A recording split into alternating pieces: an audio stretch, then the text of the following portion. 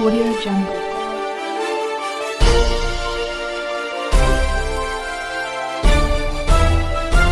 Audio Jungle.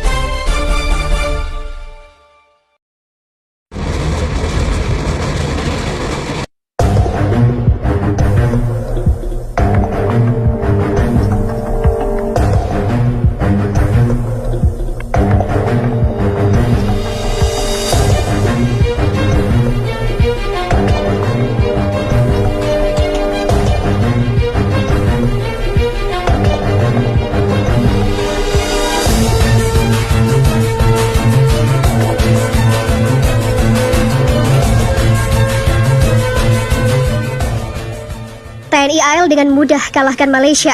Armada tempur Angkatan Laut Indonesia jauh lebih banyak dari tetangga.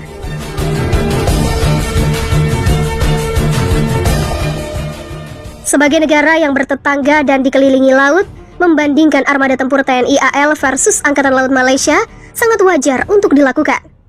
Membandingkan dua kekuatan tempur dan armada laut TNI AL versus Angkatan Laut Malaysia juga untuk gambaran dasar dalam mengukur kekuatan tempur negara tetangga.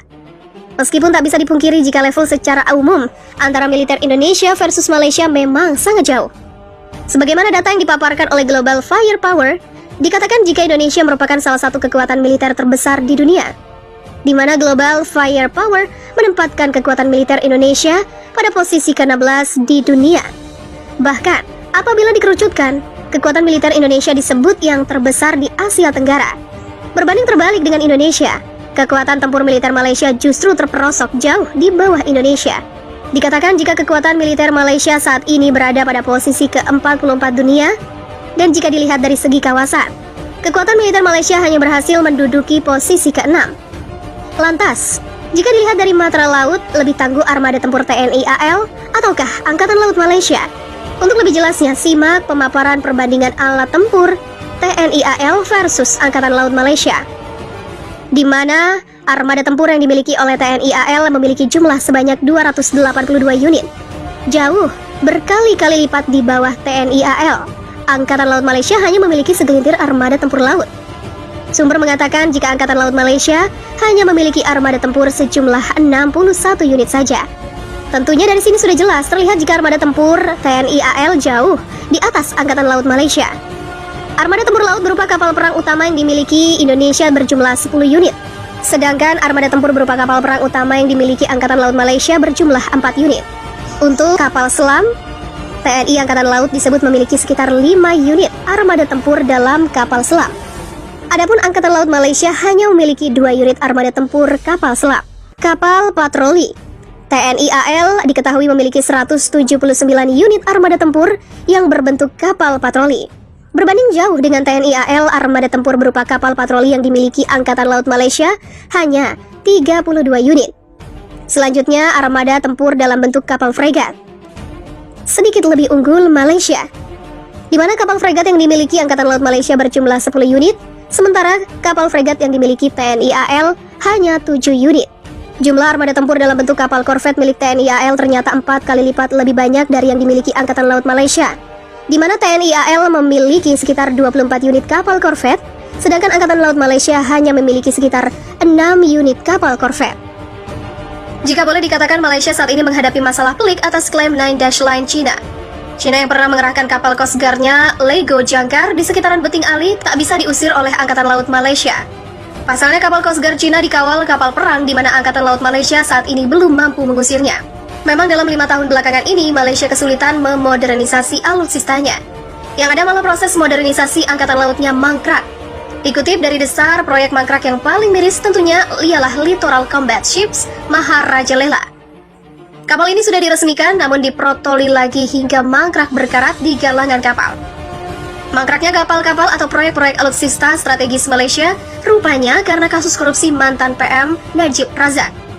Ia melakukan mega korupsi yang menjalar ke semua sektor Malaysia. Kini kabar tak mengenakan harus diterima lagi publik Malaysia, di mana akun Facebook Universe yang mengkhususkan diri membahas alutsista di kawasan mengabarkan jika korvet Laksmana kelas Malaysia kena downgrade.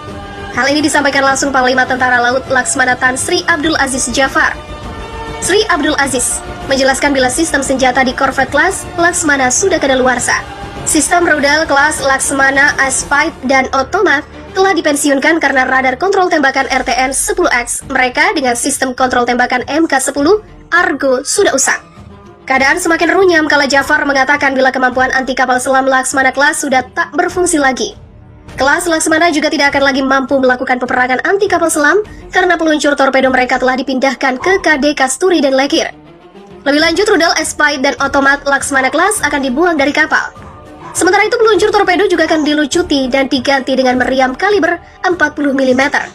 Apa yang dilakukan Malaysia jelas sangat riskan mengingat Cina begitu dikdaya dengan kapal-kapal perang modernnya. Saat ini menjadi perhatian internasional, konflik antara Cina dengan negara-negara yang mengklaim wilayah mereka di Laut Cina Selatan semakin meningkat. Hal ini kian meningkat tekanan terhadap Indonesia dan Malaysia sebagai kekuatan utama di kawasan. Kedua negara bisa berpotensi terseret konflik dengan Cina di Laut Cina Selatan. Mengutip CNN, pada Senin lalu, kapal-kapal Cina dan Malaysia terperangkap dalam konflik besar. Selama lebih dari 1 bulan sejak awal tahun 2020, di dekat Pulau Kalimantan di Laut Cina Selatan. Konflik itu terjadi saat kapal Malaysia Capella Barat tengah mencari sumber daya di perairan yang juga diklaim Beijing. Saat itu sebuah kapal survei Tiongkok disertai dengan kapal penjaga pantai berlayar ke daerah tersebut dan mulai melakukan pemindaian. Menurut gambar satelit yang dianalisis oleh Institut Transparansi Maritim Asia.